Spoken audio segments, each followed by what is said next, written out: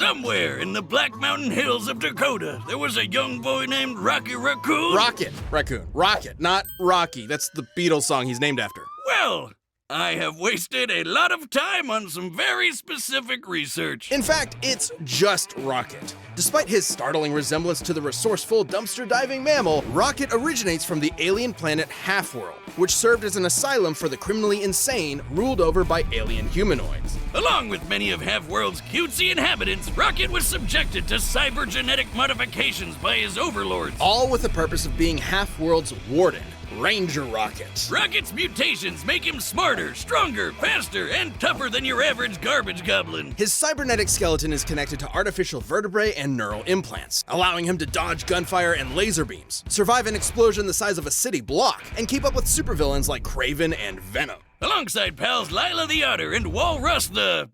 Yeah, Rocket battled the mercenary Blackjack O'Hare and killer clowns and saved the day time and time again. I bet you're wondering what the hell this has to do with Guardians of the Galaxy. In a convoluted editorial effort to reboot his character, Rocket left Half-World to become a mercenary and had his memories suppressed. After a betrayal by his otter lover, a different one, he has a thing for otters, Rocket was sent to jail. Space jail. And prison changes a man. Gunn was the Saturday morning cartoon character of yore. He was a felon, cynical and hardened by the criminal justice system. The space criminal justice system. Rocket suffered not only from his penal servitude, but the trauma of his brutal genetic modifications, and a lingering sense of alienation. It was in this personal hell where he'd meet a bunch of a-holes who would soon be his new teammates. Star-Lord, Gamora, Drax, and of course, his best pal Groot. And together they were the Guardians of the Galaxy, defending the free peoples of the cosmos from all manner of alien menace.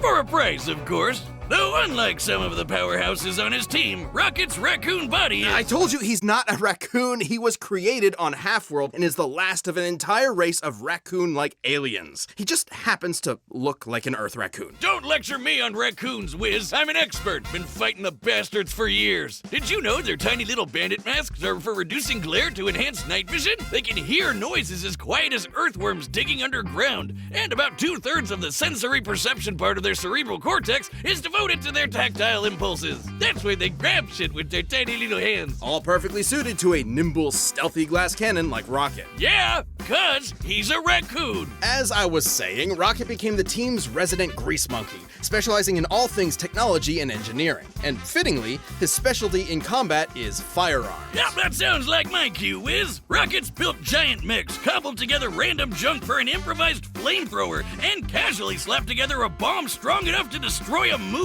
Oh, and he's got every kind of hand cannon imaginable. Pistols, machine guns, miniguns, rifles, rocket launchers, plasma guns, laser guns, and my favorite, the melon popper, where melon means head and pop means... kabam! That melon belonged to a Super Skrull, one of the deadliest warriors in the Marvel Universe. With the combined abilities of the Fantastic Four, including the Thing, who survived a blast from the power cosmic that could split a planet in two. Yeah, Rocket's weapons are crazy, like the Rampart armed phasic cannon, which utilizes cold fusion and could melt the face off the Mad Titan himself, Thanos. The same Thanos who is strong enough to survive a supermassive black hole 4 light years across, and came out with only light scratches. The very same Purple Shrek who's battled Universe Busters and beyond like Thor, Hulk, and Odin. If Thanos can walk through attacks from a dude who can shake the multiverse and Rocket's guns can hurt him, I'm gonna need one of those puppies under my pillow ASAP. And similar weaponry to what Rocket's used can operate down to the picosecond, which is 1/trillionth of a second. He can access all of these goodies at any time from his orbital stash, a remote-controlled satellite that'll deliver anything he wants lickety-split. Rocket can zoom through the sky on his rocket skates, project force fields, teleport with a portable AI, melt through solid metal with acid, and even hack foreign technology. Anything from a prison to a planet to an entire galactic empire. Rocket's the most dangerous not raccoon who's totally a raccoon in the whole universe. And he's proven it with the Guardians. He's saved Earth at least 11 times, cured Ego the Living Planet of a lice infestation, and held his own against an entire world trying to kill him all at once. He even devised a plan that ultimately stopped Dormammu Dormammu, the Lord of the friggin' Dark Dimension. No wonder Star-Lord called Rocket the greatest tactical mind he's ever met, even if sometimes he has a tendency to run in guns blazing. Though he'd always be a wisecracking son of a bitch, his time with the Guardians softened his edges. He learned to enjoy life again,